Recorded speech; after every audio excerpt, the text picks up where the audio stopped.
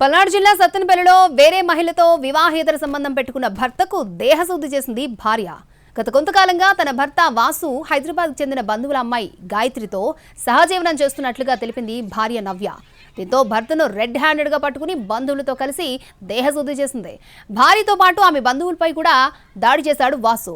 గాయపడిన నవ్యను హాస్పిటల్కి తరలించారు బంధువులు. ఈ ఘటనపై కేసు నమోదు చేసి విచారణ చేపట్టారు పోలీసులు.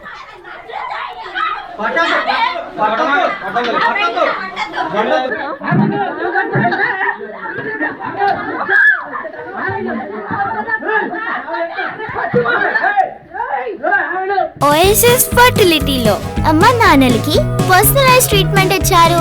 In the good hands of science. Mummy daddy అవ్వాలంటే ఓఎస్ఎస్ కి కాల్ చేయండి.